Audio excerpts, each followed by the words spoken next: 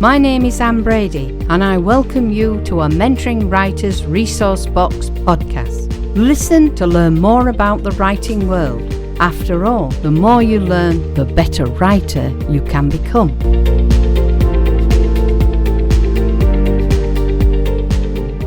I've said it before and I'll say it again. An author is a business. Whenever we make a business contract, no matter the business, we need to ensure that we have all the correct details included with it. This also includes some essential elements that will make it legally binding. However, if one or more of these is missing, then that contract could well be void or unenforceable. So today, I want to have a quick look at what you should include in any contract you create for your business or in any one you are considering signing. So what is the definition of a contract? Well, simply put, it is an agreement that is legally binding between two or more parties.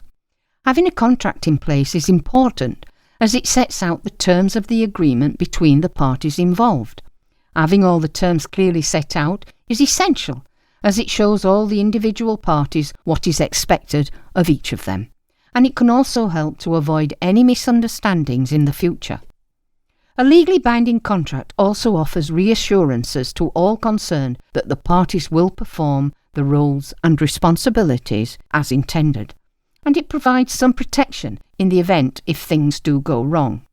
Now, for any contract to be valid and to be recognised in common law, it must also include certain elements. These include the offer, the acceptance, the consideration, what the intention is regarding creating legal relations, who the authority is, and in what capacity, and finally, the certainty. Without these elements, a contract is not legally binding and may not be enforced by the courts. However, the one important thing to note is that not all legal contracts need to be in writing to be valid. For example, an oral contract between two parties is still legally binding as long as all of the required elements are present. This could be a bit contentious, but whether it is written or a verbal contract, all bilateral contracts must still include the essential elements to be valid and enforceable by contract law. We would, however, recommend that before agreeing to any contract, you have at least something in writing, even if it's an email that outlines the basis of the contract and lists the above elements. Remember, emails are classed as legal documents. So let's look into the requirements a bit further. We're going to start with the offer. In order for there to be a contract, there first has to be an offer by one party with an acceptance by the other. The offer is a key element. Why? Because without it, there can be no contract. It is a promise by one party to enter into a bargain contingent on the performance of another party. It involves someone who wants certain goods, services, or other performances, and someone who can provide them. For example, let's say there is a new book that has been launched. You as the reader want the book, so you go to your local bookshop and ask for the book. They have to order it for you, so you pay a deposit. They order the book and you collect and pay the balance. This is one of the simplest contracts there is, yet all the elements have been met. The offer must be clear and definite, and it must be communicated to the other party. The offeree must then accept the contractual terms of the offer, which can be done explicitly or implicitly. If the offeree accepts the offer, a binding contract exists, and that contract will be enforced by common law. Making an offer is part of the terms of an agreement that the offeror is willing to be bound by. It must be unambiguous, and when made, creates a legally binding contract. The offer can be made indirectly or directly. One made indirectly, such as an advert, is known as an invitation to treat. This type of offer is not legally binding because the advertisement is not a definite offer to sell the item, but more an invitation for the offeree to make an offer. So let's go back to my example. Had the book been in the shop window for the reader to see, and then upon entering the shop, the reader makes an offer to buy the book, that is one part of the contract, and the bookshop owner would have completed the contract by selling the book to the reader. These types of contracts have been in existence for centuries, and we all make them in our daily lives. Remember, for there to be a binding contract, the offeree must accept the offer. An invitation to treat is not an offer. It is simply an invitation to negotiate, and thus it is not legally binding. An offer exists when it reaches the requesting party, yet it can be revoked, altered, or terminated before it is accepted. So again, back to my example. Now, if the book sat in the shop window is advertised for, say, £15, but the reader entering the shop makes an offer of, say, £12 because it is on sale further down the street, and the shop owner refuses, then the contract has not been fulfilled. So let's move on to acceptance of an offer in a contract. The acceptance of the specific conditions of an offer must be unequivocal. It must also correspond with the terms of the offer agreed within the contract. This means that the offeree cannot change the terms of the offer. They either accept the offer explicitly or not. Maintaining communication with the other party when you are the one in the acceptance position is important. You also need to know whether a counter-offer will be classed as grounds for termination of the contract or not. After all, if an offer is modified, it is no longer the same offer. Therefore, this makes the original offer invalid. When making an acceptance, this can be given specifically or it can be implied. A specific acceptance by the offeree is one where they accept the original terms of the offer, whereas implied acceptance is when the offeree takes some action that indicates they may accept the offer. One can use words or actions to accept an offer, and these can be expressed in different forms. Conditional acceptance, where the offeree accepts the offer subject to certain conditions which must be fulfilled before the bilateral contract is formed. Acceptance by action, by performing the actions specified in the offer. And option agreement, when the offeree pays for the offeror to keep the offer open for a specific amount of time. All these avenues must be resolved before finalising any contract, as once signed, a contract is fixed. Next, we look at what consideration is or is not. The consideration element of a contract is that part that each party to the contract surrenders or promises to enact. This can take the form of a value, such as money, goods, services, or even property. For example, let's look at the employment contract between an employer, the promisor, and an employee, the promisee.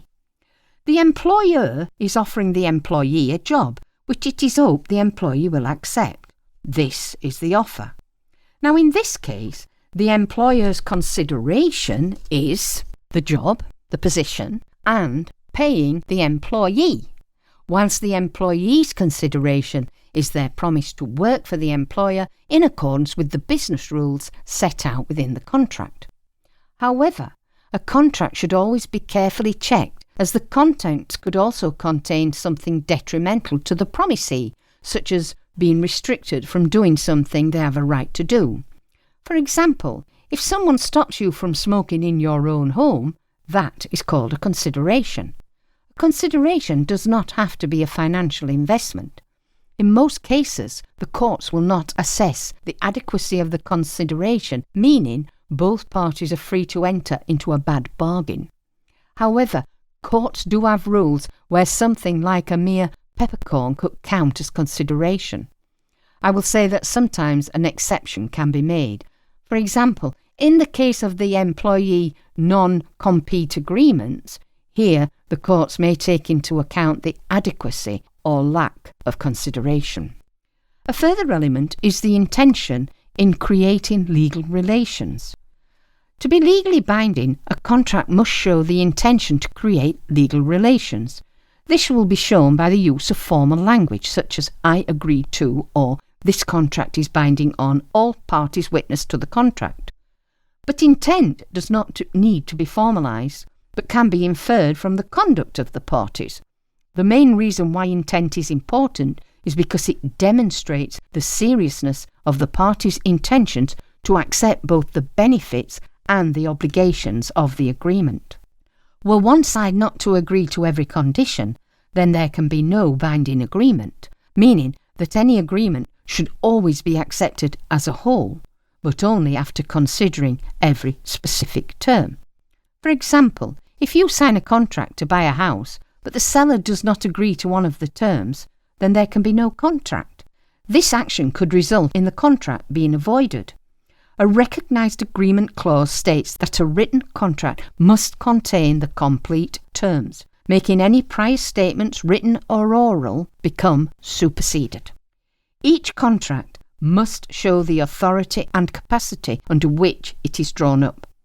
Contract law judges the circumstances surrounding each party to a contract. Each party must have the legal capacity to enter into the mutual agreement of the contract, meaning that they are of legal age and have the mental capacity to understand all the terms of the contract. If one or more of the parties does not have the capacity to enter into the contract, then the legal document may be void. A contract is only valid if all these elements of a valid contract are present. If one element is missing, then the contract may be void or unenforceable. And lastly, we look at the certainty of the contract. To be enforceable, a contract must include certain terms, and it must have the ability to guarantee to fulfil the essential terms of the agreement. All these terms must be unambiguous. The two most essential terms of any agreement are, firstly, the consideration or price to a bargain. That is something of value that is given in exchange for something else of value. And secondly, the price to be paid for the promised obligation. That is, the service being delivered, the product being sold, etc. Now, if any of these terms are missing, then the contract may be void. For example, if you agree to buy a car for £500, but there is no mention of what kind of car it is, the contract is void. Why? Because the essential terms are missing. That is, what type of car. The same applies if you agree to sell your car for £500 with no mention of what kind of car it is. In this case, the courts may not enforce the contract if the terms are too vague or uncertain. Obviously, if the contract is for the sale of goods, but the parties have not agreed on what those goods are, well, that makes the contract uncertain and thus unenforceable. So I go back to the bookshop window. The book is in the window, you go in as a reader, you want to order the book. And what you do is you pay a deposit. That deposit creates a contract. You have paid a deposit to buy a book. The bookshop is going to sell you a book at a given price that you have agreed. If they do not provide that book, they have broken the contract. And that's it. If you are presented with any contract, remember how important it is to know these 7 elements, because they determine whether or not the contract is actually legally binding. If one or more of the elements is missing, then the chances are the contract may be void or unenforceable. This suggests that the parties to the contract will not be held responsible for fulfilling their obligations in accordance with the agreement. Knowing these 7 elements will also help you avoid entering into any agreement that is not legally binding. Please remember these tips are only to give you the heads up on what to look for if you are handed a contract to sign. As in all things legal, we always suggest you take proper advice from a reputable legal advisor who knows and understands the relevant area that the contract relates to. If you need help with any aspect of your writing, or are interested in the other services we offer, or would like to chat with a mentor, then please check out our website. Or why not email us? contact@mentoringwriters.co.uk, and we will endeavour to assist you in your writing journey. Don't forget to read the small print carefully, folks. This was Anne Brady bringing you a Mentoring Writers Resource Box podcast. Thank you for listening, and we hope you will join us again.